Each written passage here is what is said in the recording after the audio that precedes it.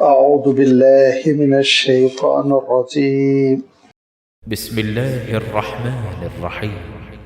سل بني إسرائيل كم آتيناهم من آية بينة ومن يبدل نعمة الله من بعد ما جاءته فإن الله شديد العقاب. زين للذين كفروا الحياة الدنيا ويسخرون من الذين آمنوا والذين اتقوا فوقهم يوم القيامة والله يرزق من يشاء بغير حساب. كان الناس أمة واحدة فبعث الله النبيين مبشرين ومنذرين وأنزل معهم الكتاب بالحق ليحكم بين الناس فيما اختلفوا فيه وما اختلف فيه إلا الذين أوتوه من بعد ما جاءتهم البينات بغيا بينهم فهدى الله الذين آمنوا لما اختلفوا فيه من الحق بإذنه والله يهدي من يشاء إلى صراط مستقيم. أم حسبتم أن تدخلوا الجنة ولما يأتكم مثل الذين خلوا من قبلكم مستهم البأساء والضراء وزلزلوا حتى يقول الرسول والذين آمنوا معه متى نصر الله ألا إن نصر الله قريب. يسألونك ماذا ينفقون قل ما أنفقتم من خير فللوالدين والأقربين واليتامى والمساكين وابن السبيل وما تفعلوا من خير فإن الله به عليم. كتب عليكم القتال وهو كره لكم وعسى أن تكرهوا شيئا وهو خير لكم وعسى أن تحبوا شيئا وهو شر لكم والله يعلم وأنتم لا تعلمون. يسألونك عن الشهر الحرام قتال فيه قل قتال فيه كبير وصد عن سبيل الله وكفر به والمسجد الحرام وإخراج أهله منه أكبر عند الله والفتنة أكبر من القتل ولا يزالون يقاتلونكم حتى يردوكم عن دينكم إن استطاعوا ومن يرتد منكم عن دينه فيمت وهو كافر فأولئك حبطت أعمالهم في الدنيا والآخرة وأولئك أصحاب النار هم فيها خالدون. إن الذين آمنوا والذين هاجروا وجاهدوا في سبيل الله أولئك يرجون رحمة الله والله غفور رحيم. يسألونك عن الخمر والميسر قل فيهما إثم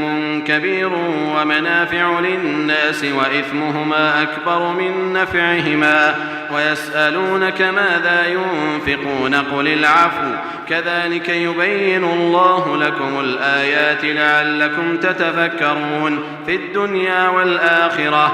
ويسألونك عن اليتامى قل إصلاح لهم خير وإن تخالطوهم فإخوانكم والله يعلم المفسد من المصلح ولو شاء الله لأعنتكم إن الله عزيز حكيم. صدق الله العظيم. الحمد لله رب العالمين والصلاة والسلام على سيد المرسلين وعلى آله وأصحابه أجمعين أما بعد. सूरत अल-बकरा की ये 10 आयतें हैं जिनकी तिलावत अभी आपके सामने की जा चुकी।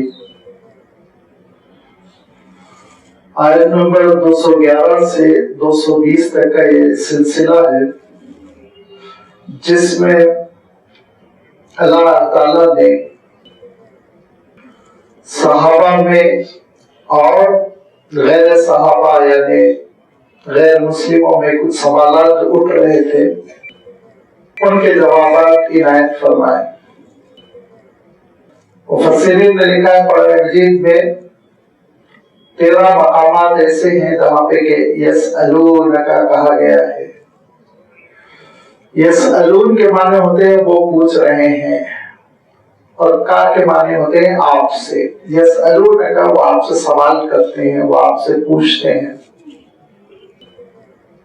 مختلف مسائل تھے جو اللہ کے رسول صلی اللہ علیہ وسلم سے پوچھے گئے، لیکن بیشتر جواب اللہ کے رسول صلی اللہ علیہ وسلم خود وحی الہی کی بنیاد پر عنایت فرمایا کرتے تھے. چند سوالات ایسے ہیں جن کا جواب خود باری تعالیٰ نے عنایت فرمایا. جیسے میں نے ابھی عرض کیا کہ کل 13 سوالات ہیں جن کا اللہ تعالیٰ نے قرآن مجید میں جواب عنایت فرمایا. اور یہ آپ کا ہوم ورک ہے کہ آپ جائیں اور گنیں کہاں کہاں یسألونک آیا ہے اور آپ لسٹ بنائیں اس کی. انشاءاللہ اس سے قرآن فہمی بھی بڑھے گی، قرآن پاک سے تعلق بھی بڑھے گا. ان آیتوں کے سلسلے میں ایک بات یہ بھی عرض کرنا ہے کہ مدینہ منورہ میں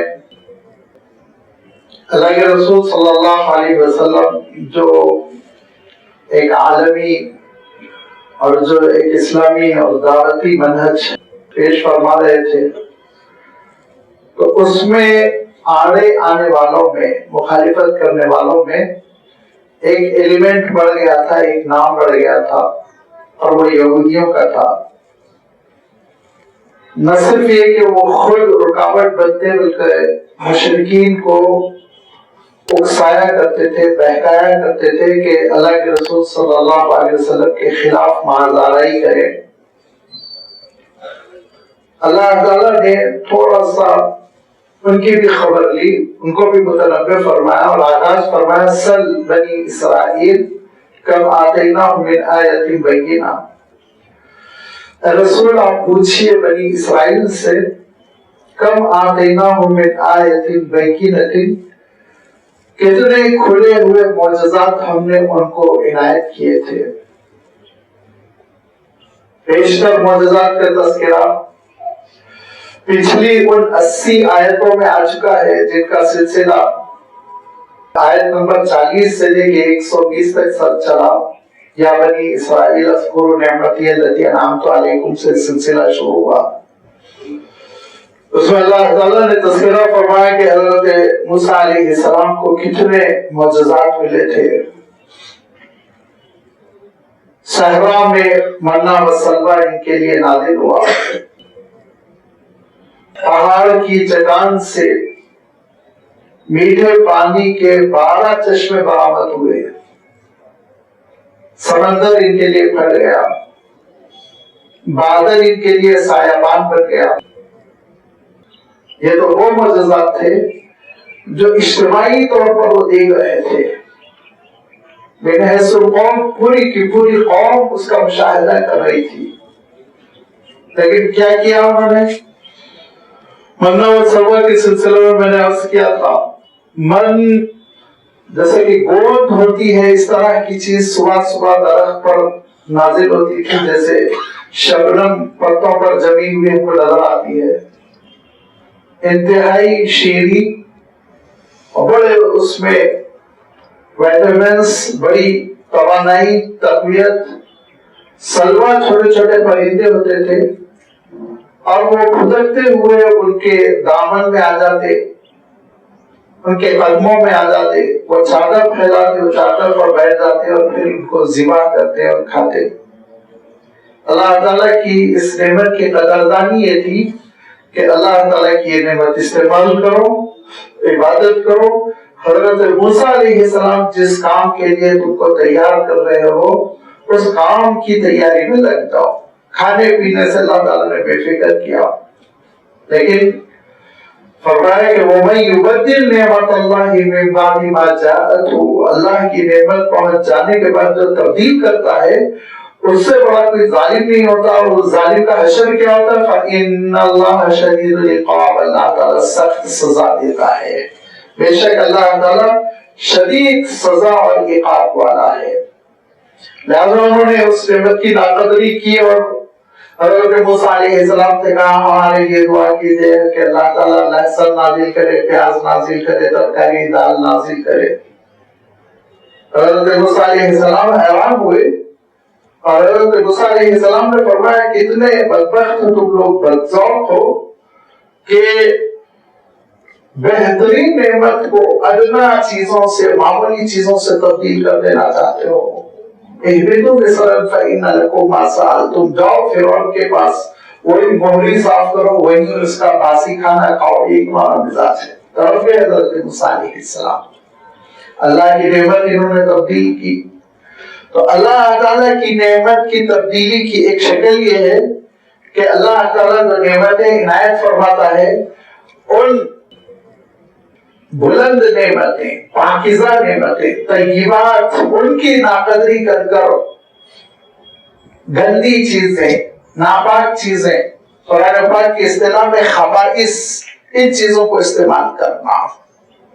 اللہ تعالیٰ نے نعمت عنایت فرمائی، اس میں شہد عنایت فرمایا، اس میں دودھ عنایت فرمایا، غلہ عنایت فرمایا، ترکاری، میوے، ڈرائی فروٹ، کیا نہیں دیے، اور سب کو چھوڑ کر تمباکو استعمال کرنا، اور سب کو چھوڑ کر نشہ کرنا، ڈرگس استعمال کرنا، اور اپنا سرمایہ اس پر لگانا، یہ ہے اللہ کی نعمتوں کو تبدیل کرنا۔ تو فرمایا کہ فإن اللہ شدید العقاب، پھر اللہ تعالیٰ بہت سخت سزا دیتا ہے، کسی کے پھیپھڑے گلا دیتا ہے، کسی کے حلق میں کینسر ہوتا ہے، یہ ہوتا ہے، وہ ہوتا ہے۔ لہذا اللہ کی نعمتوں کی قدر، اللہ تعالیٰ کی نعمتوں کی قدردانی میں یہ بھی ہے کہ اللہ تعالیٰ نے جو دین عنایت فرمایا، نعمت اسلام سے اللہ تعالیٰ نے ہم سب کو جو نوازا، امکنات فرمایا، بہت بڑی نعمت ہے۔ اس نعمت سے بڑی مقدار میں لوگ محروم ہیں، ان کو نہیں معلوم اللہ کے دین کی رحمتیں کیا کیا ہے۔ لیکن اگر اللہ کے اس دین کی نعمت کو کوئی تبدیل کر رہا ہے خرافات سے، بکواس سے، جاہلیت سے، نمازوں کو چھوڑ رہا ہے، خرافات کر رہا ہے، راہ خدا میں انفاق چھوڑ رہا ہے، اسراف کر رہا ہے، اس طرح کی ساری وہ چیزیں اپنا رہا ہے جو اللہ تعالیٰ کے دین کے خلاف ہے، اسلام کے مزاج کے بالکل خلاف ہے، یہ بھی اللہ کی نعمتوں کو تبدیل کرنا ہے۔ اور جب کوئی اللہ کی ان نعمتوں کو، جو روحانی نعمت ہے، جو معنوی نعمت ہے، جو ہدایت کی شکل میں ملی ہوئی ہے، اس کی اگر ناقدری کرتا ہے تو اللہ تعالیٰ شدید العقاب، سخت سزا دیتا ہے۔ کیا سزا دیتا ہے وہ گزر چکا۔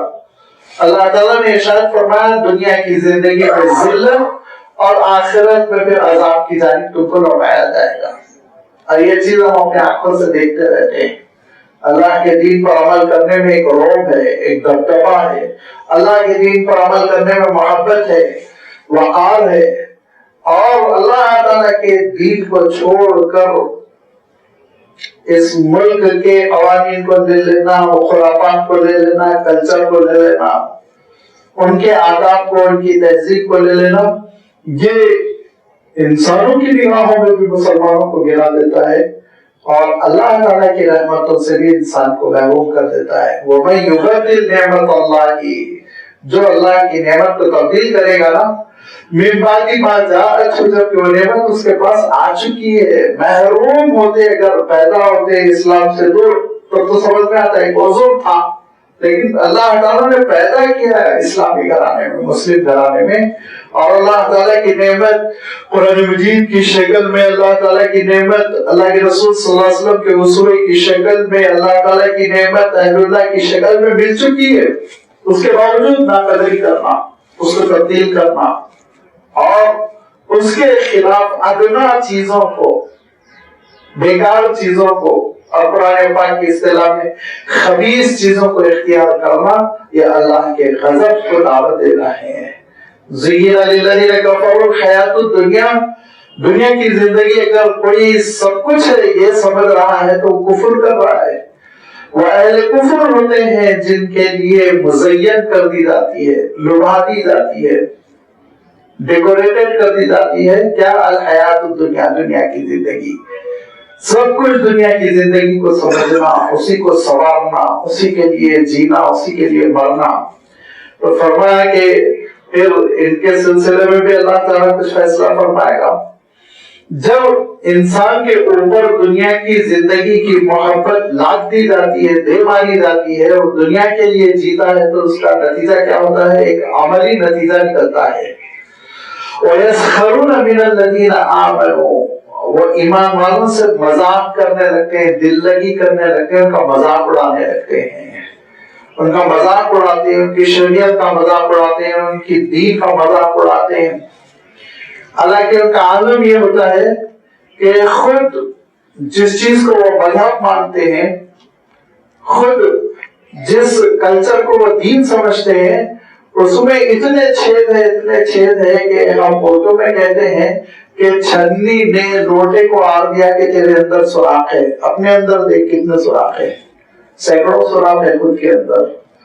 تو یہ جس کو وہ خود دین سمجھ رہے ہیں، جس کو وہ خود اپنا مذہب سمجھ رہے ہیں، اس میں وہ تباہی وباہی کا سامان ہے کہ اس کا شمار کرنا مشکل۔ اور مذاق اڑائیں گے 3 طلاق کا، اور مذاق اڑائیں گے اس چیز کا اس چیز کا جس کی تفصیل آپ خود جانتے ہیں۔ تو فرمایا ٹھیک ہے دنیا کی زندگی میں کر لو۔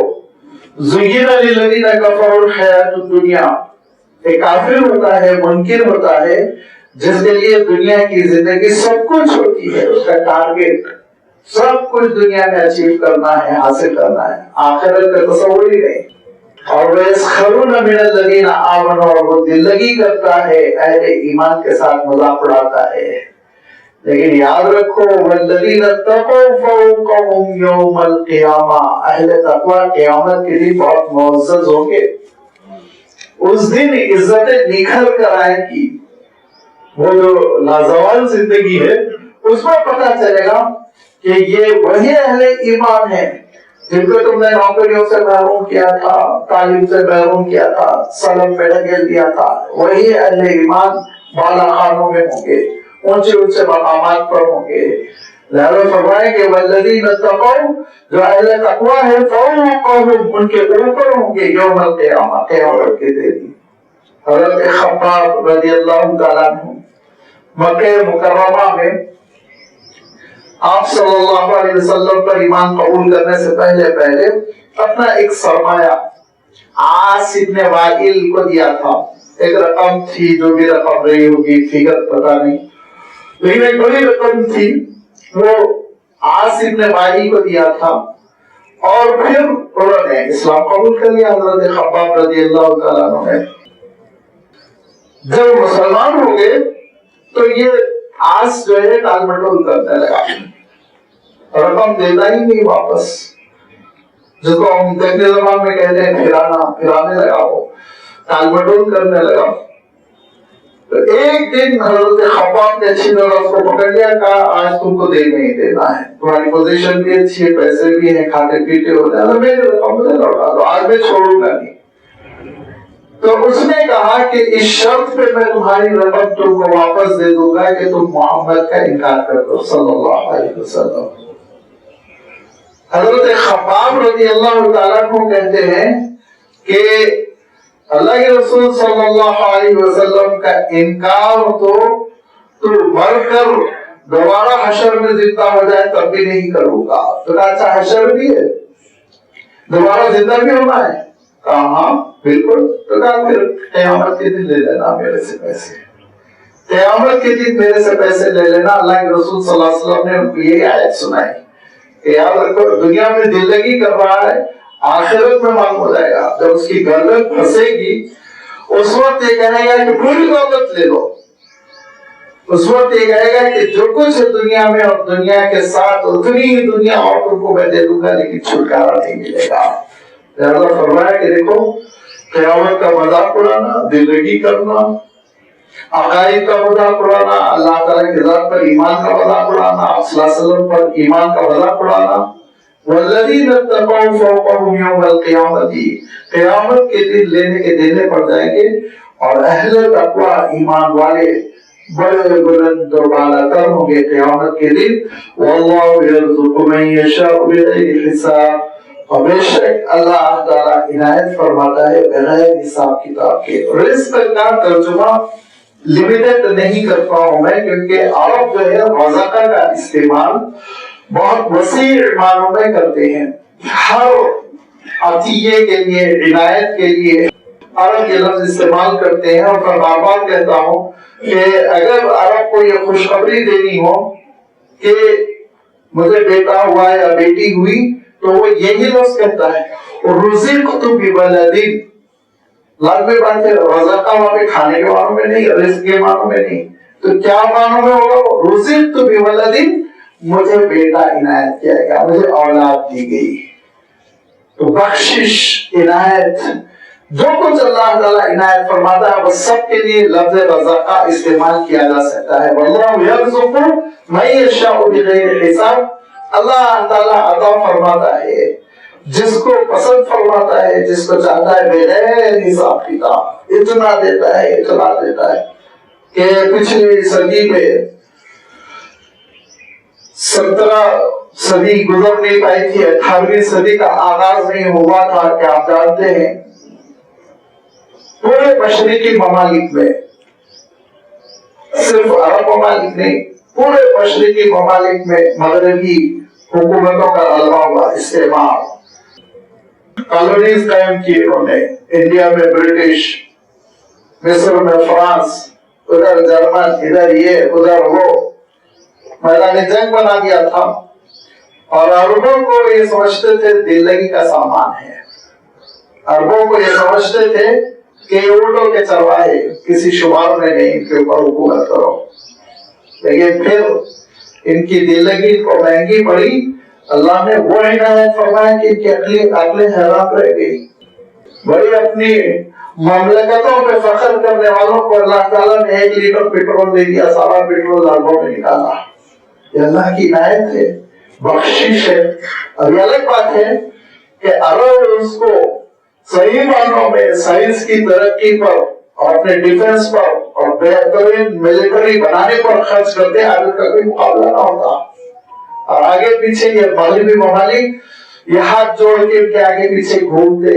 لیکن اتفاق ایسا ہوا کہ انہوں نے صحیح مد میں خرچ نہیں کیا، جس کی وجہ سے آج تک وہ مغرب کے زیر نہیں ہیں.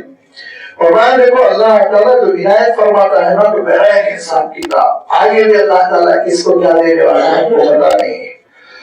کان الناس امۃ واحدہ، لوگوں کا عالم یہ تھا ایک ہی دین پر پیدا ہوئے تھے، امت واحد تھے.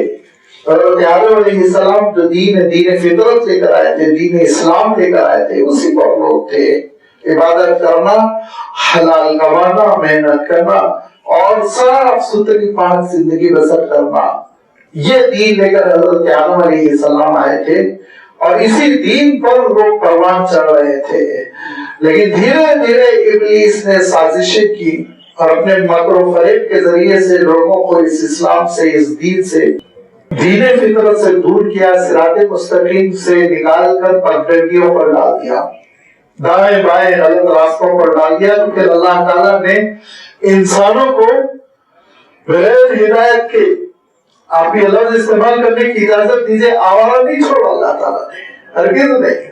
وہ اپنی اس مخلوق سے محبت فرماتا تھا، شفقت فرماتا تھا، رحمت فرماتا تھا. فبعث اللہ النبیین، تو اللہ تعالیٰ نے نبیوں کو بھیجا.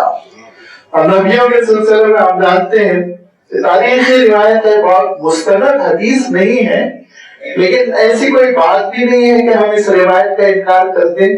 اور وہ تاریخی روایت یہ ہے کہ 1,24,000 انبیاء آئے ہیں. اور ایک ایسی حدیث ہے حضرت ابوذر غفاری رضی اللہ تعالیٰ عنہ سے مروی، جس کی سند اگرچہ بہت پختہ نہیں ہے لیکن تاریخ میں ہم قبول کر سکتے ہیں، جس میں کہا گیا کہ اس میں سے 313 رسول ہوئے، اور 1,24,000 نبیوں میں سے 313 رسول ہوئے. اور ان رسولوں میں سب سے پہلے رسول حضرت نوح علیہ السلام ہے، کیونکہ حدیث شفاعت میں اللہ کے رسول صلی اللہ علیہ وسلم نے یہ صراحت کے ساتھ ارشاد فرمایا کہ لوگ سب قیامت کے دن شفاعت کے لیے ادھر ادھر دوڑیں گے تو حضرت نوح علیہ السلام کے پاس جائیں گے. وہ ہوا اول رسول فرمایا صلی اللہ علیہ وسلم، وہ پہلے رسول تھے. نبی اور رسول میں ایک لطیف سا فرق ہوتا ہے، موقع آئے گا تو انشاءاللہ اس کی وضاحت کی جائے گی. فبعث اللہ النبیین مبشرین و منذرین، انبیاء علیہ السلام کو اللہ تعالیٰ نے بھیجا جو نیکیوں پر خوشخبری دیتے تھے اور گناہوں میں آلودہ ہونے پر آگاہ کرتے تھے برے انجام سے، بھئی تباہ ہو جاؤ گے، برباد ہو جاؤ گے، عذاب کے شکار ہو جاؤ گے۔ دوسرا انتظام ہدایت کا فرمایا وَأَنزَلَ مَعَهُمُ الْكِتَابَ بِالْحَقِّ، ان کے ساتھ اللہ تعالیٰ نے صحیفوں کو، کتاب کو نازل فرمایا سچائی کے ساتھ، حق کے ساتھ، لِيَحْكُمَ بَيْنَ النَّاسِ فِي مَا اخْتَلَفُوا فِيهِ، کہ لوگ جس معاملے میں اختلاف میں پڑ رہے ہیں اس معاملے میں فیصلہ کر دیا جائے۔ اللہ کی کتاب وہ فیصلہ کرنے والی ہو۔ اختلافات جب کبھی ہو تو اختلاف کو رفع کرنے اور دور کرنے کی شکل یہ ہے اللہ کی کتاب سے رجوع کرے۔ اللہ کی کتاب رہنمائی کرتی ہے، اور لازمی بات ہے مسئلہ نہیں سمجھ میں آ رہا تو فَاسْأَلُوا أَهْلَ الذِّكْرِ إِن كُنتُمْ لَا تَعْلَمُونَ، جو اللہ کی کتاب کے حامل ہیں، جو اللہ کی کتاب کے عالم ہیں، ان سے رجوع کرنے سے وہ مسئلے کا حل بیان کریں گے۔ لِيَحْكُمَ بَيْنَ النَّاسِ فِيمَا اخْتَلَفُوا فِيهِ وَمَا اخْتَلَفَ فِيهِ إِلَّا الَّذِينَ أُوتُوهُ مِن بَعْدِ مَا جَاءَتْهُمُ الْبَيِّنَاتُ بَغْيًا بَيْنَهُمْ، اختلافات میں لوگ نہیں پڑے مگر جبکہ اللہ کی کتاب ان کو کھلی ہوئی معجزات کی شکل میں، دلائل کی شکل میں وضاحت کے ساتھ عطا کر دی گئی۔ کتاب ہونے کے باوجود کتاب کے خلاف گئے، کیوں؟ اللہ تعالیٰ کا حکم آ گیا ہے، اللہ تعالیٰ کا ارشاد ہے، اللہ کی کتاب ہے، اللہ کی رہنمائی ہے، پھر بھی انسان کیوں بگڑ رہا ہے؟ فرمان بغیم بینہم، اس کو مفعول لاجلی کہتے ہیں عربی پہ، سبب بتاتا ہے یہ مفعول، جو نصب ہے نا یہ عربی کا حسن ہے، یہ دو زبر جس کو آپ کہتے ہیں یہ سبب بتانے کے لیے آ رہا ہے، اس موقع پہ ہر جگہ نہیں۔ تو یہ اللہ تعالیٰ ارشاد فرماتا ہے کہ غرض و غایت صرف اتنی تھی جو طبیعتوں میں بغاوت، مزاج میں بغاوت، نافرمانی، سرکشی، حسد ہے، بغض ہے، عداوت ہے دل میں، اور یہ ساری چیزوں غرور ہے، تکبر ہے، میں بڑا ہوں، میری بات سننی چاہیے، یہ سبب ہے جو انسان کو تباہ کر دیتا ہے۔ اور بیسیوں اوقات انسان یہ سمجھتا رہتا ہے، اور یہ انسان اپنے دل پر ہاتھ رکھ کر اپنے ضمیر سے سوال کرے تو انشاءاللہ جواب یہی ہوگا کہ بیسیوں مرتبہ میں سمجھتا رہتا ہے یہ سچائی ہے، مگر کیوں مانوں، یہ کیوں بول رہا ہے، اس کی جانب سے یہ بات کیوں آ رہی ہے، یہ کون ہوتا ہے؟ یہی چیز اللہ کے رسولوں سے، اللہ کے نبیوں سے لوگوں کو دور کرنے کا سبب بنی۔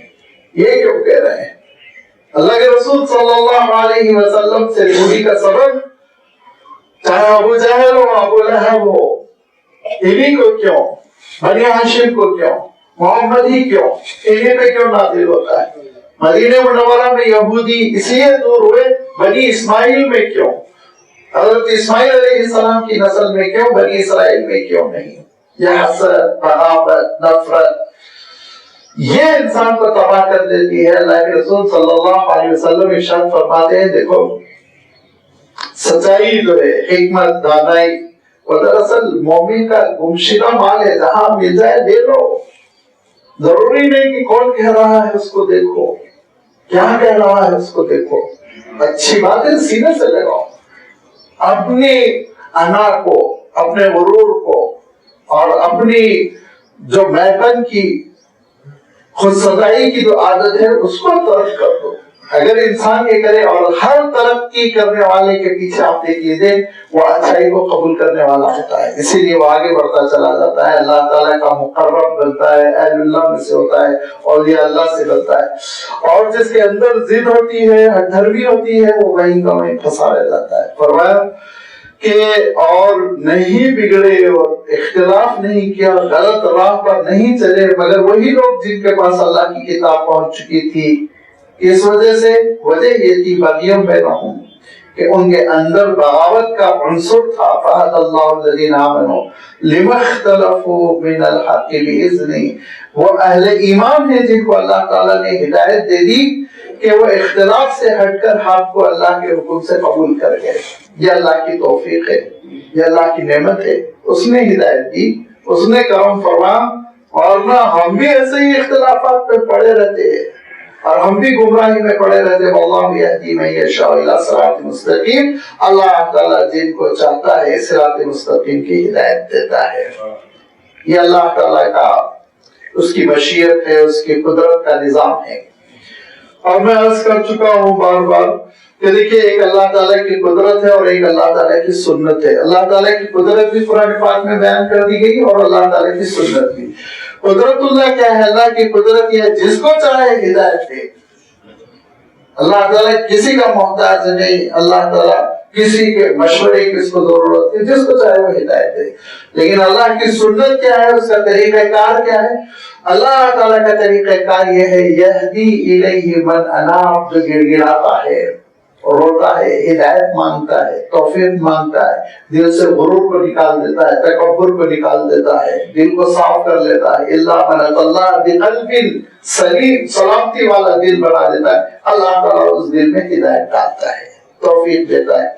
لہذا فرمان یہاں اللہ کی قدرت کا بیان ہے کہ دیکھو واللہ یہدی من یشاء الی صراط مستقیم، صراط مستقیم کی ہدایت اللہ تعالیٰ جس کو چاہے دے، لازمی بات ہے وہ مولا ہے، وہ مالک ہے۔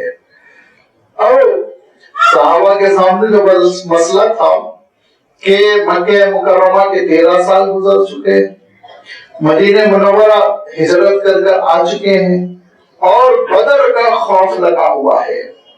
بدر طے نہیں ہے کہ کیا ہونے والا ہے، لیکن ہتھیار خریدے جا رہے ہیں، منافقین ساتھ نہیں دے رہے ہیں، یہودی سازش کر رہے ہیں، تانے بانے انہوں نے مشرکین سے ملا رکھے۔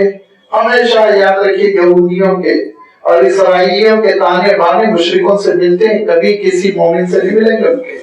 لہذا یہ سچویشن، اس صورتحال میں ایک گھبراہٹ ہوتی تھی اور یہ ہوتا تھا صحابہ کے درمیان ایک جذبہ پیدا ہوتا تھا، ایک خواہش کہ اللہ کی مدد آئے۔ اتنی طویل مدت گزر گئی تو اللہ تعالیٰ ارشاد فرماتا ہے ام حسبتم ان تدخلوا الجنة ولما يأتكم مثل الذين خلوا من قبلكم، تم یہ چاہتے ہو کہ جنت میں داخل ہو جاؤ، در حالانکہ ابھی تم تک وہ آزمائشیں نہیں آئی جیسی آزمائشیں تم سے جو پچھلے گزر چکے ان پر آ چکی ہیں۔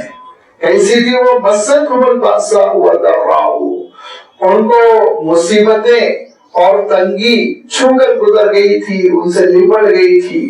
بأسا جنگی خوف، باہر سے حملوں کا، اٹیک کا خوف، بأسن ضرر، معیشت میں نقصان، صحت کا نقصان، فقر و فاقہ، یہ ساری جو اندرونی مصیبتیں، بیرونی اور اندرونی دونوں مصیبتیں ان پر اتنی آئی تھی، پچھلے نبیوں پر، رسولوں پر، ان کے ساتھ دینے والوں پر، وہ زلزلوں کے وہ ہلا کے رکھ دیے تھے۔ زلزلہ آپ جانتے کس کو کہتے ہیں؟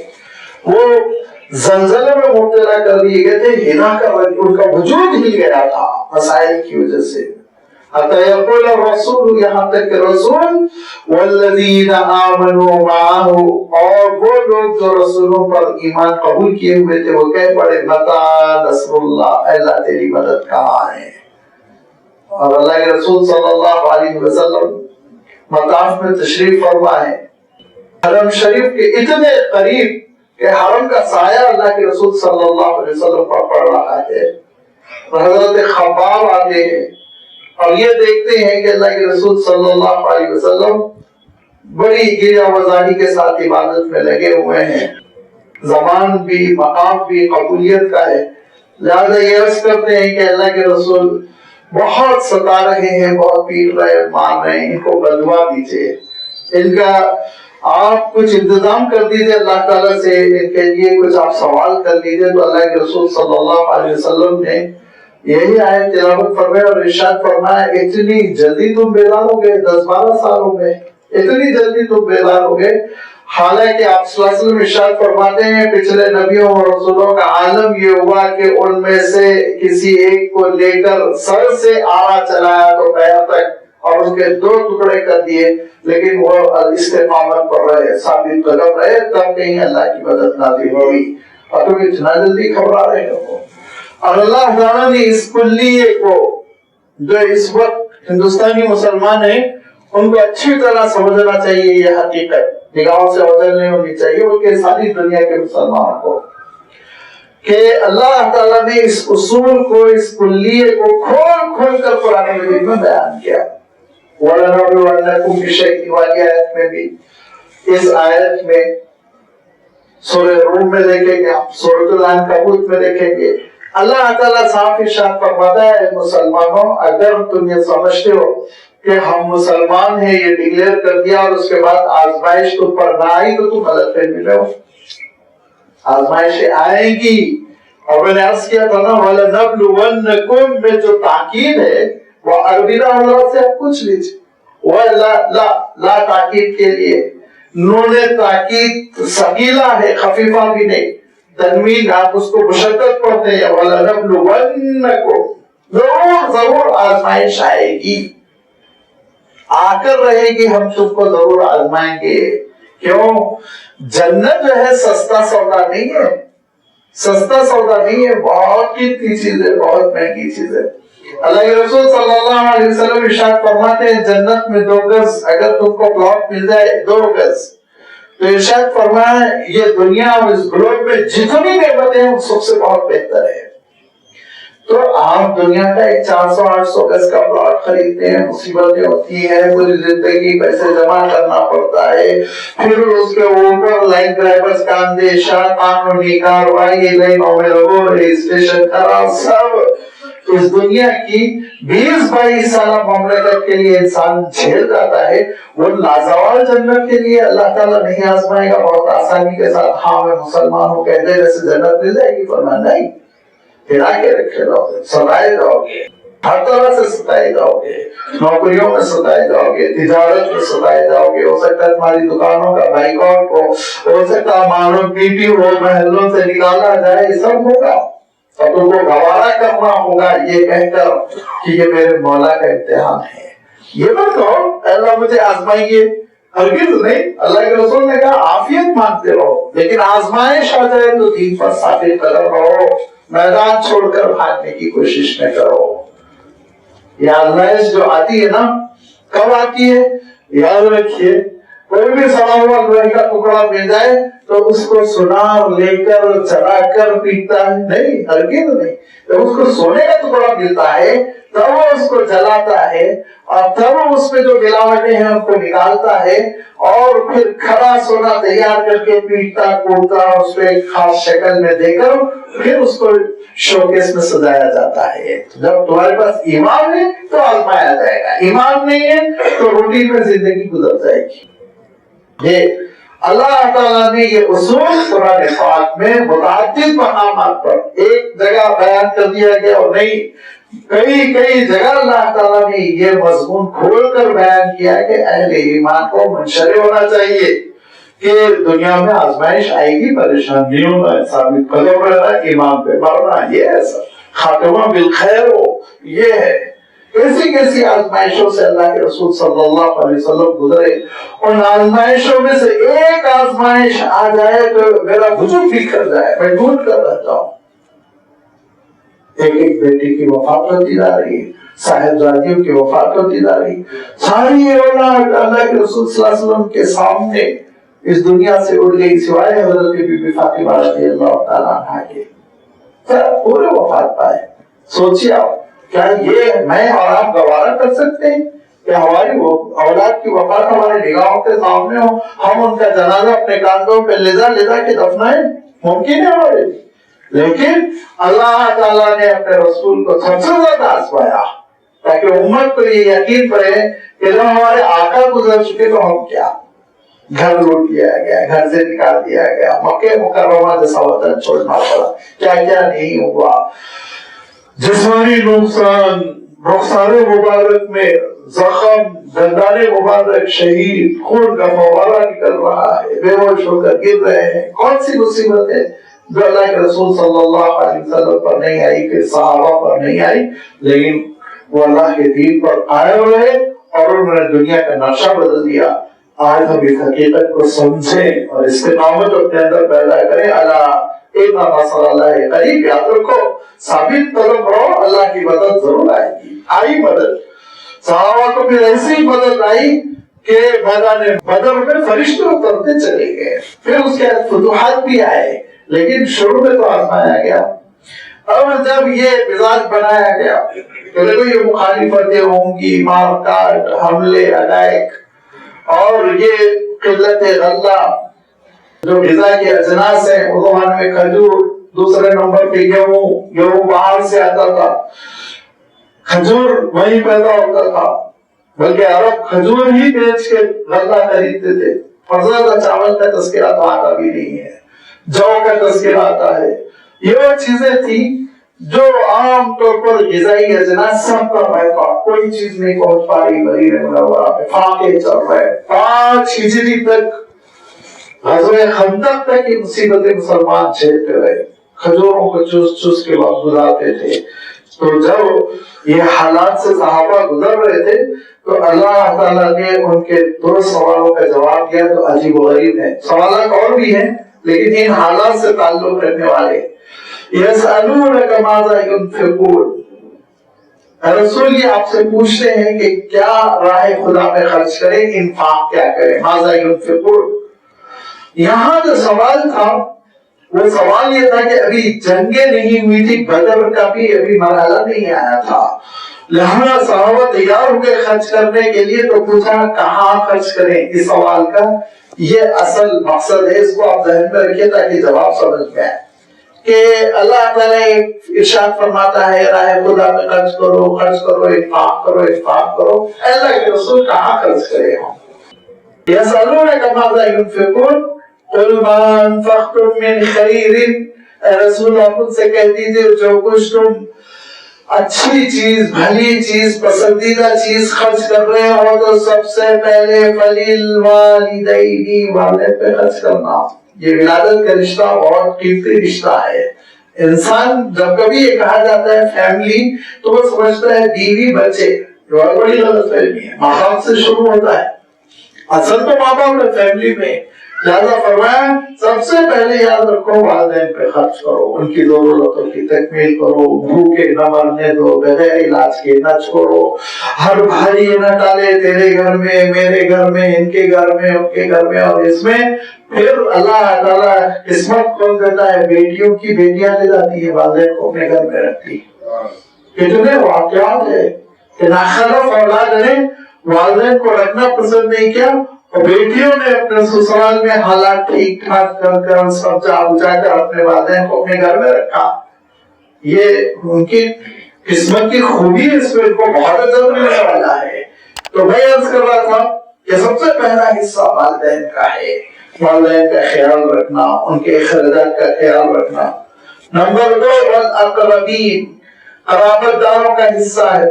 دیکھیے بال بچوں اور والدین کے بعد پھر اگر انسان کے اندر استطاعت ہو تو اس کو اپنے بھائی بہنوں کی بھی خبر گیری کرنی چاہیے، یہ اسلام کا مزاج ہے۔ اور بھائی بہن بھی الحمدللہ ٹھیک ٹھاک ہیں اور کچھ پیسے ان پر بھی خرچ کرنے کے بعد بچ جاتے ہیں، تو پھر والدین کے بھائی بہن کی باری آتی ہے، جس کو ہم عام اصطلاح میں کیا کہتے ہیں، ہم کہتے ہیں پھوپھی، ہم کہتے ہیں چچا، ہم کہتے ہیں خالہ، اور ہم کہتے ہیں ماموں۔ یہ رشتے ماں کے بھائی بہن، والد کے بھائی بہن۔ اور پھر اگر الحمدللہ بڑے کھاتے پیتے ہیں، ان کی بھی کچھ مدد کر دی۔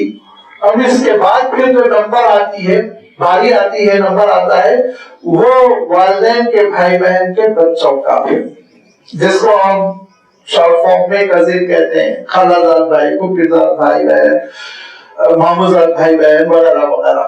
اس طرح سے اسلام نے ایک ترتیب بنائی ہے۔ اور اس کے بعد فرمایا قرابت داروں پر خرچ کرنے کے بعد والیتاما، یتیموں کا بھی حق ہے، کہ جس کے لیے کمانے والا جو تھا وہ اٹھ گیا ہے، جو بیٹنگ کرتا تھا، کماتا تھا، خرچ کرتا تھا، والد باپ جو فیس دیتا ہے، جو کھانے پینے کے اخراجات، جو گھر کا کرایہ اٹھاتا، وہی ختم ہو گیا، تو لازمی بات ہے بڑی پریشانی پیش آتی ہے، تو یتیموں کا بڑا حق ہے۔ والمساکین، مسکین کہتے ہیں جو کمانے کے قابل نہیں رہ گیا، بڑھاپے کی وجہ سے، آسمانی آفت کی وجہ سے، جسمانی بیماریوں کی وجہ سے، اچھا خاصا تھا بیچارہ لیکن اب کمانے کی پوزیشن میں نہیں رہ گیا۔ سوسائٹی کی ذمہ داری ہے کہ اس کے اخراجات آپس میں تقسیم کرے۔ وہ اپنے سبیل، اور جو راستے میں مسافر ہے، کہیں دور جانا ہے اس کو، اس زمانے میں تو بہت مسافر پریشان ہو جاتے تھے، ڈاکو لوٹ کیا کرتے تھے، یہ مصیبت ہو جاتی وہ مصیبت، آج بھی بسا اوقات مسافرین کو ضرورت پڑتی ہے، باوجود اس کے ان کے پاس کارڈ ہوتا ہے، باوجود اس کے ان کے پاس گھر میں بہت اچھا بیک گراؤنڈ ہوتا ہے، لیکن کچھ ایسے مسائل کھڑے ہو جاتے ہیں کہ وہ مدد کے متلاشی رہتے ہیں۔ تحقیق آپ کر لیجیے، اطمینان ہو تو دیجیے۔ اور یہ مدد جو اللہ تعالیٰ نے بیان فرمائی اتنی ہی نہیں ہے، سورۃ التوبہ میں اور تذکرہ ہے۔ غرض کہ اللہ تعالیٰ یہ ارشاد فرماتا ہے، دیکھو جو کچھ تمہاری دولت ہے وہ جو خرچ ہوگی وہ نعوذ باللہ کوئی اللہ تعالیٰ کی جیب میں لے جائے گی، اور کوئی پجاریوں کا حق نہیں ہے اس کا، برہمنوں کا، پنڈتوں کا جو بیٹھے ہوئے نہیں، فرمایا تمہارے اپنے آس پاس میں خرچ ہونا ہے، ثواب تم کو باللہ۔ ایک شریف انسان جو بھی خرچ کرتا ہے اللہ کے حکم سے وہ خرچ کرے گا، ثواب ملتا جائے گا، تصحیح نیت کی ضرورت ہے۔ اور ایک سوال اٹھتا ہے، اور اس سوال کا ہمیشہ میں جواب دیتا رہتا ہوں کہ اتنے مرد خرچ کرنا والدین پہ بھی کرو۔ دیکھیے ایک تو یہ کہ جو والدین پہ آپ خرچ کریں گے وہ لازمی بات ہے، پھوپھی پہ ماموں پہ نہیں خرچ کریں گے، اس سے کچھ کم، اور جو رشتہ داروں پہ خرچ کریں گے آپ وہ مساکین کو، ناداروں کو نہیں دیں گے، تھوڑا سا دیں گے آپ۔ ایسے ہی آپ جو مسکینوں کو دیں گے اس کے مقابلے میں کسی مسافر کو دیں گے تو سال میں ایک آدھ بار شاید دینے کی نوبت آ جائے۔ اب اس میں گھبرانے کی ضرورت نہیں ہے۔ یاد رکھیے ہم لوگ کبھی بھی ضروریات میں نہیں آزمائے جاتے، کبھی نہیں۔ ضروریات بہت اچھی ٹھیک ٹھاک طریقے سے پوری ہوتی ہیں، ہم آزمائے جاتے ہیں کس میں؟ آسائشوں میں، لگژریز میں۔ چپل مل جائے گی آسانی سے لیکن برانڈیڈ چاہیے نا، 200 کی چپل کام میں آ جاتی ہے لیکن چاہیے 6000 کی چپل۔ شیروانی اچھی معقول قسم کی 5-6 ہزار میں بن جاتی ہے، مگر چاہیے 75,000 کی شیروانی، برانڈیڈ ہو۔ یہ غرور منتقل ہونے کے لیے کار 8-10 لاکھ کی بہت ہو جاتی ہے، لیکن مجھے تو کہیے 1.25 کروڑ کی کار۔ ابھی کوئی فلک نما پیلس میں خریدا نا، فوٹو سیاست میں ڈالی اس نے، کیا فائدہ بتائیے آپ؟ وہی منتقل ہوگا نا، لیکن لگژریز میں انسان مارا جاتا ہے۔ اور بخدا آپ جا کے تحقیق کیجیے اس کے رشتہ داروں میں کتنے ایسے ہوں گے جن کو کھانے کی علاج کی پڑی ہوئی ہوگی، اور خود 1.25 کروڑ کی 2 کروڑ کی کار خرید رہے ہیں۔ حسد پیدا ہوگا کہ نہیں؟ جلسی پیدا ہوگی کہ نہیں؟ بھوک میں منہ سے بدوائیں نکلیں گی کہ نہیں نکلیں گی؟ ذرا سوچیے، یہاں سے نظام بگڑتا ہے، اور پھر اس کے بعد سے نیکسٹ لائف ٹائپ لوگ پیدا ہونے لگتے ہیں، لوٹو مارو کاٹو حرام کام کرو، نعوذ باللہ، اس میں ہمارا خود اپنا قصور ہوتا ہے۔ لہذا فضول خرچی کی وجہ سے ہم اللہ تعالیٰ کی راہ میں خرچ کرنے کے قابل نہیں رہ گئے، فضول خرچی کی وجہ سے، ضروریات کی وجہ سے کبھی نہیں۔ کبھی صحابہ کا عالم تو یہ تھا کہ وہ پیٹ کاٹ کے خرچ کرتے تھے، بھوکے رہ کے خرچ کرتے تھے۔ ہم کو کبھی ضرورت نہیں پیش آئے گی بھوکے رہ کے خرچ کریں، ہم کو ضرورت پیش آئے گی فاضل غلط ناجائز مدوں میں خرچ کرنے کے بجائے خیر میں خرچ کر دیں، بس اتنے ہی وقت کی ضرورت ہے، اسی میں ہم آزمائے جا رہے ہیں۔ وما تفعلوا من خیر فإن اللہ به علیم، جو بھلائی کا کام کر رہے ہو نہ کبھی اور رات میں چھپ کے کسی کو 1 روپیہ بھی دے رہے ہو، کسی کے دوا کا انتظام کر رہے ہو، کسی کے کھانے کا انتظام کر رہے ہو، کسی کو سردی میں اوڑھنے پہننے کا انتظام کر رہے ہو، یاد رکھو اللہ کی نگاہوں سے وہ چھپا ہوا نہیں، اجر دے گا۔ وما تفعلوا من خیر، جو بھی بھلائی تم کرتے ہو فإن اللہ به علیم، اللہ تعالیٰ جانتا ہے۔ اخبار میں چھپانے کی ضرورت نہیں، بلا وجہ 200 روپے کے پھل تقسیم کر کے ہاسپٹل کے سامنے پیپر میں فوٹو، فرمایا ابھی آئے گی وہ آیت انشاءاللہ اسی صورت میں آئے گی، سورۃ البقرہ میں، کہ اپنے صدقات کو ریاکاری کے ذریعے تباہ و برباد نہ کرو، تباہ و برباد نہ کرو۔ فرمایا لا تبطلوا صدقاتکم بالمن والأذى۔ اور ایک صاحب کا جو لطیفہ ہے، لوگوں سے چندہ لے کر خرچ کرتے ہیں، پیپر میں اپنی فوٹو چھپا کے، نیکی بھی خود نہیں کر رہے ہیں، دوسروں کے پیسے فوٹو خود کی چھپا رہے ہیں، تو میں تو ٹوکا آپ کو، تو کہنے لگے وہ ترغیب کے لیے ہے، ترغیب کے لیے قرآن کافی نہیں، حدیث کافی نہیں، آپ کی تصویر کافی ہے، میری تصویر سے ترغیب ہوگی، کیا منطق ہے؟ نعوذ باللہ. کوئی کیا کسی کی تصویر سے ترغیب؟ آپ نے کبھی سوچا ان کی فوٹو؟ ہاں ریاکاری کی ترغیب ہوگی، میں بھی ایسے ہی فوٹو چھاپوں، یہ ترغیب ہوگی. اخلاص. اللہ کے رسول صلی اللہ علیہ وسلم نے جن 7 لوگوں کو قیامت کے دن میدان حشر میں عرش رحمان کے سائے تلے ہونے کی خوشخبری دی، ان میں وہ شخص بھی ہے جن کے بارے میں آپ صلی اللہ علیہ وسلم ارشاد فرماتے ہیں جس کا سیدھا ہاتھ خرچ کرتا ہے تو بائیں ہاتھ کو اطلاع نہیں ہوتی. حدیث صحیح ہے، آپ صلی اللہ علیہ وسلم نے خوشخبری دی. ہاں زکوٰۃ ہے، حساب کتاب کیجیے کیونکہ وہ فرض ہے، وہ چھپا ہوا نہیں رہنا چاہیے. لیکن صدقات نافلہ ہے، اس میں تو ہر جگہ یہ ہے کہ چھپا کے کرو، مخفی رکھو. کتب علیکم القتال وهو کرہ لکم، حالات بدلنے والے ہیں اور تمہارے لیے اب اللہ تعالیٰ جنگ کو اگرچہ کہ وہ تم کو ناپسند ہے مگر فرض کرے گا. حالات آئیں گے دھیرے دھیرے. وعسیٰ ان تکرہوا شیئا وہو خیر لکم، اور ممکن ہے کہ کسی چیز کو تم ناپسند کرتے ہو جبکہ اسی میں تمہارے لیے بہتری ہو. وعسیٰ ان تحبوا شیئا وہو شر لکم، اور بہت ممکن ہے کہ تم کسی چیز کو بہت پسند کرتے ہو، تحبوا محبت چاہتے ہو اس کو ہو جائے، وہو شر لکم حالانکہ وہ تمہارے لیے شر ہو، حالانکہ وہ تمہارے لیے مصیبت ہو. ہم ایک چیز ناپسند کر رہے تھے اور بڑا لمبا ہماری خواتین نے احتجاج کیا، اللہ تعالیٰ ان کو سائزر عنایت فرمائے، قربانی دی انہوں نے. دلی کی سردی میں بیٹھے ہوئے نا، آپ سوچئے شریف گھروں کی وہ بلند کردار خواتین تو کبھی گھروں سے نہیں نکلی، لیکن انہوں نے اللہ تعالیٰ کے لیے قربانی دی، اللہ تعالیٰ قبول فرمائے. تو جو سازش تھی وہ ہم ناپسند کر رہے تھے، ابھی ہم ناپسند کرتے، لیکن خیر کا پہلو نکلا ہے اس میں، خیر کا پہلو نکلا. مسلمان جو ہے میاں بھائی بہت لاوانی زندگی بسر کرتے، زمین مل گئی گھر بنا کر رہنے لگتے، ختم قصہ. جینا کس کو یہ کہیں گے. لیکن ان قوانین کی وجہ سے آج سب کاغذات ٹھیک ٹھاک کر رہے ہیں، سب برتھ سرٹیفکیٹ سے لے کے ڈیتھ سرٹیفکیٹ تک سب ٹھیک ٹھاک کر رہے ہیں. ٹھیک ٹھاک رہنا چاہیے، مشعور رہنا چاہیے ہمیشہ. یاد رکھیے مومن ایسا پھسپھسا نہیں ہوتا ہے کہ ایسی زندگی بسر کرے کہ اس کے کسی قسم کے قانونی کاروائی نہیں نہ ہو، کاغذات نہ ہو. کاغذات سب ٹھیک ٹھاک ہونے چاہیے. یہ اسلام کا اسلام کی یہ تعلیم ہے کہ تم باضابطہ زندگی بسر کرو، بے ضابطہ نہیں. لہذا ہمارے لیے خیر کا پہلو ہے. میں اکثر دیکھا کئی لوگوں کو کہ انہوں نے خوب کاغذات ٹھیک ٹھاک کر لیے، تقریباً 52 سے جمع کر لیے ہیں. ابا کیا تھے، کہاں سروس کرتے تھے، کون سی زمین ہماری تھی، کون سا گھر ہمارا تھا، اور کس کا برتھ سرٹیفکیٹ، کس کا ڈیتھ سرٹیفکیٹ. بہت اچھا عنصر ہوا نا یہ. ایسے ہی جینا چاہیے، شعور کے ساتھ زندگی بسر کریں. مومن جو ہے غافل نہیں ہوتا، باشعور ہوتا ہے.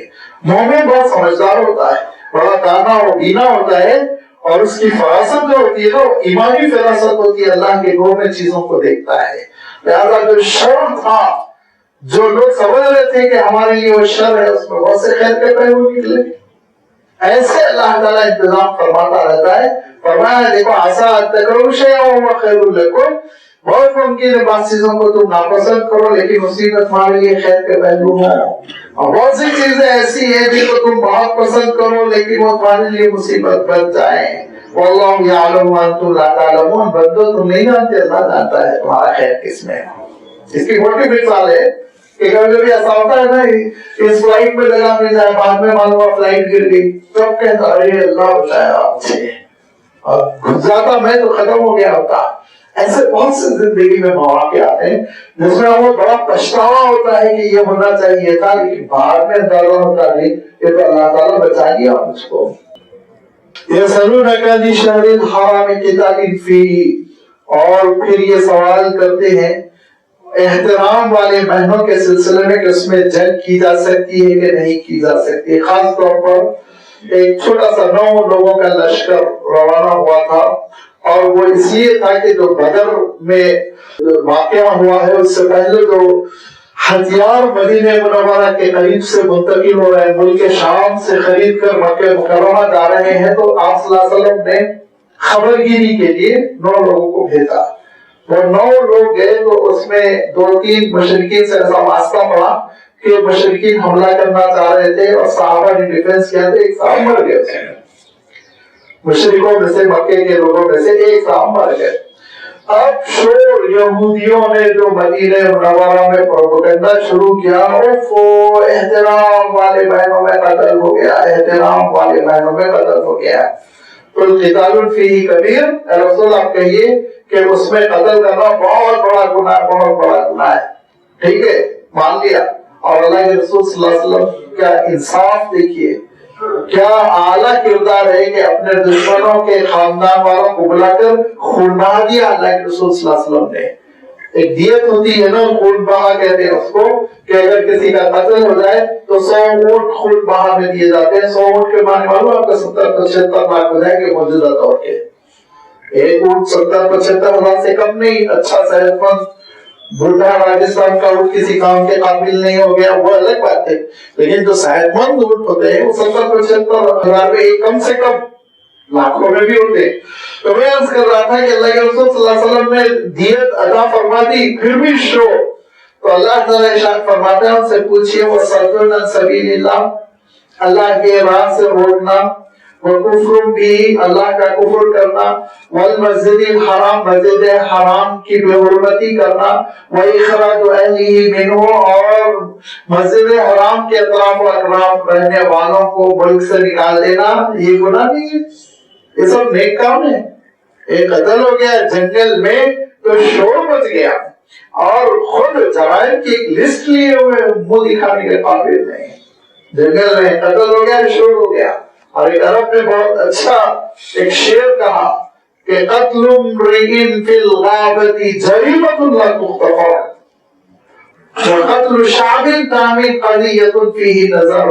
کہا کہ ایک آدمی کا جنگل میں قتل ہو گیا تو وہ ایک ایشو، ڈبیٹ یہاں سے وہاں تک، اب پوری نسل کو ہلاک کر دو تو ایک ایسا کیس ہے، اس میں غور کرنا چاہیے. کمیٹی بنائیں گے، پرانے ریٹائرڈ جج کی سرپرستی میں کمیٹی بنائیں گے.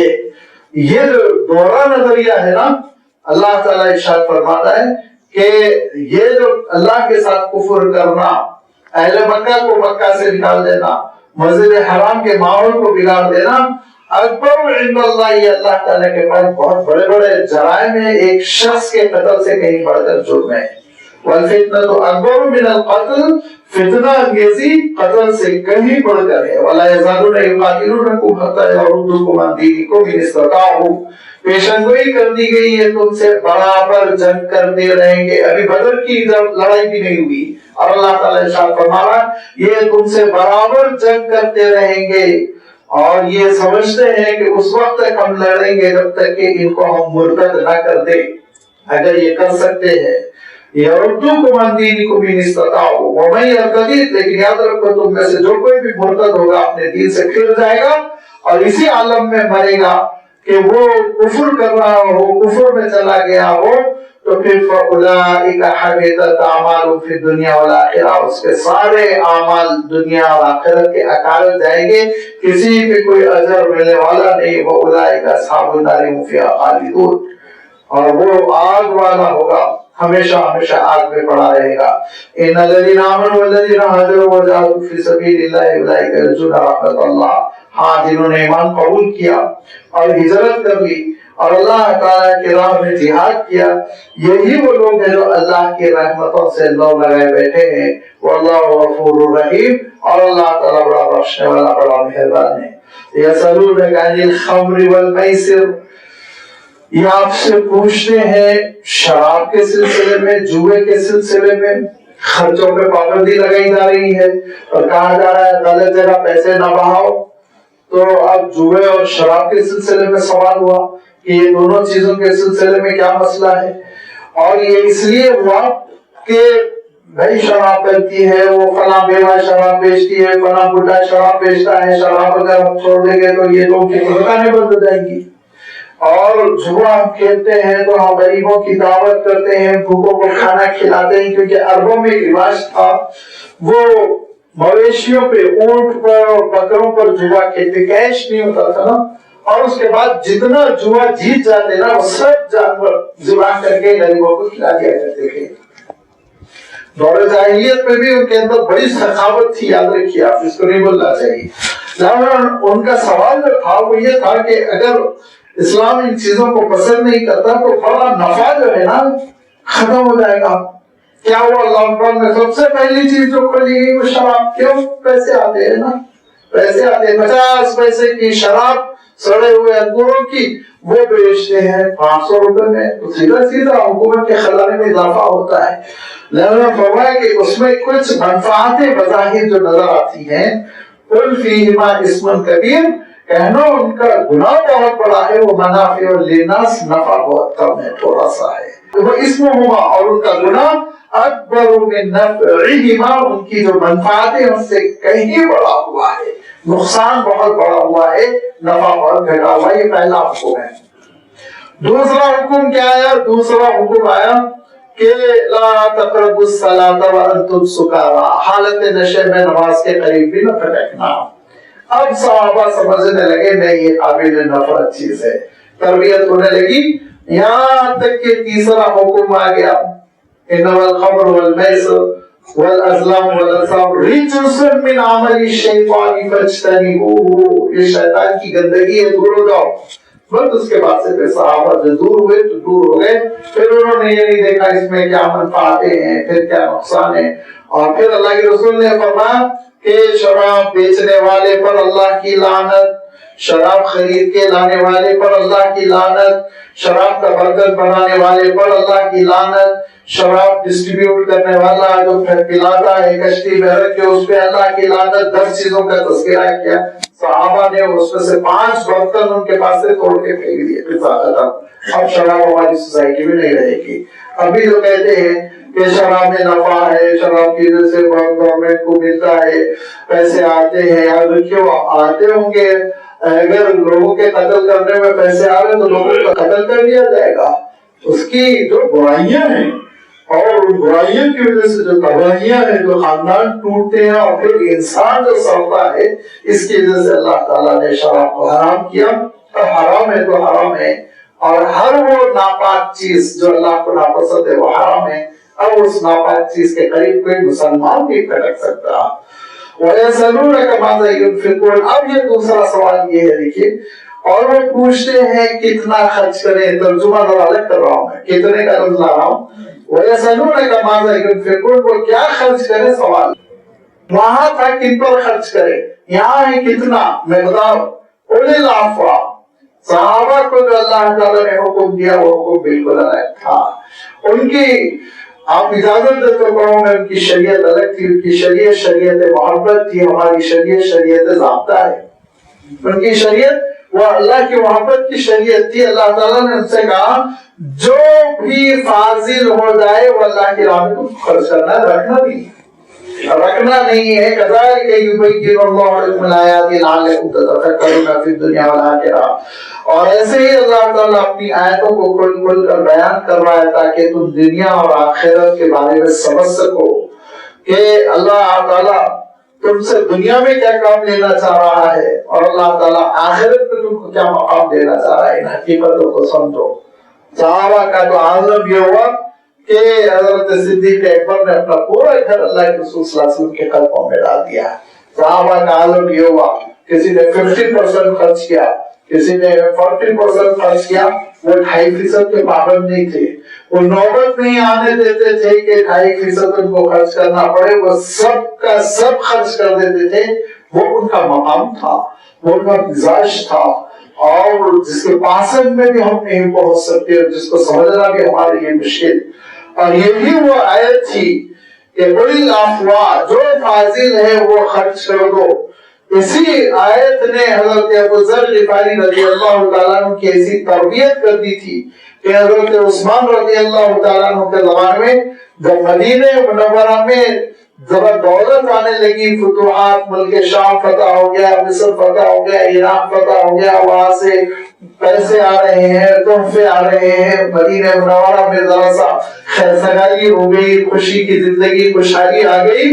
لوگ پیسے رکھنے لگے گھر میں, کھانا جمع کر کے اللہ مہینے بھر کا, یہ ساری چیزیں جب پیدا ہونے لگی تو حضرت ابو ذر غفاری رضی اللہ تعالیٰ عنہ نے کہا کہ میں لڑوں گا, ڈنڈا لے کے لڑوں گا, گھر میں جمع کر کے نہیں رکھنا, جو فاضل ہے اللہ تعالیٰ کے راہ میں دے دینا. حضرت عثمان نے بلا کر سمجھایا کہ بھائی ایسا نہیں ہے، اللہ تعالیٰ کی جانب سے اجازت ہے کہ آپ جمع کر سکتے ہیں، اور اسی وجہ سے زکوٰۃ فرض ہوتی ہے، اگر جمع نہیں تو زکوٰۃ نہیں۔ تو زکوٰۃ کے جو احکام ہے وہ اس لیے ہے نا کہ کچھ جمع ہے آپ کے پاس، لہذا جو جمع کرنا چاہ رہا ہے جمع کرے، جو سب کچھ لٹا دینا چاہ رہا ہے سب کچھ لٹا دے، آپ یہ سختی نہ کریں۔ حضرت ابوذر نے کہا ہے پورا دور رسالت میں نے دیکھا کہ ہم رات میں کھانا کھاتے تو جو بچ جاتا ساتھیوں کو دے دیتے، ناشتے کے لیے نہیں رکھتے تھے، ناشتے کا انتظام ہم نہیں سوچتے تھے، لہذا اس کے خلاف میں مدینے کے ماحول کو نہیں جانے دوں گا، لڑوں گا میں۔ تو حضرت عثمان نے کہا پھر آپ کو ہم مدینے سے نکال دیں گے، کہا بھلے آپ نکال دیجیے، اور پھر جلاوطن ہو گئے۔ صحرا میں حضرت ابوذر غفاری رضی اللہ تعالیٰ عنہ کی ایسی وفات ہوئی حسرت والی کہ چند بکریوں کو لے کر ایک خیمہ لگا کر ڈیزرٹ میں صحرا میں چلے گئے اور بیمار ہو گئے، نزع کا عالم ہو گیا۔ اہلیہ رونے لگی اور روتے ہوئے کہا کہ کیسے میں آپ کو دفن کروں، تجہیز و تکفین کا میں کیسے انتظام کروں؟ تو کہا جب اللہ تعالیٰ مجھے ضائع نہیں کرے گا تو ایسا کرو خیمے کے دروازے پہ بیٹھو، کوئی نظر آئے گا تو بلا لو۔ کہا یہ ڈیزرٹ میں صحرا میں کہاں آئے گا کوئی؟ کہا دیکھو اللہ کا نام لے کر۔ جو وہ بیٹھی رہی، دوپہر ہوتے ہوتے انہوں نے دیکھا دھول اڑ رہی ہے، ایک قافلہ ہے راستہ بھٹک گیا، صحرا میں آ گیا اور پکار پکار کے کہنے لگی ادھر آؤ ادھر آؤ، اے اللہ کے رسول کی صحابی کی خبر دو۔ ایک صحابہ آگے بڑھے، نوجوان نے کہا صحابی رسول، اس صحرا میں کون ہے صحابی رسول؟ کہا یہاں آئیے تو صحیح۔ جب وہ قریب آئے تو انہوں نے کہا یہ دیکھیے ابوذر ہے، نزع کے عالم میں وفات ہونے والی ہے، لہذا آپ لوگ ذرا انتظار کیجئے، پڑاؤ ڈالیے، تجہیز و تکفین کا سامان کیجئے۔ تو وہ حضرت عبداللہ ابن مسعود تھے، انہوں نے کہا کہ ارے اب مجھے حدیث یاد آ رہی ہے، غزوہ تبوک میں اللہ کے رسول نے کہا تھا یا انت ابا تعیش وحیدا وتموت وحیدا، ابوذر تم اکیلے زندگی بسر کرو گے، اکیلے وفات آئے گی۔ لہذا حضرت عبداللہ ابن مسعود نے قافلے کو ٹھہرایا اور پھر حضرت ابوذر سے ملاقات کی۔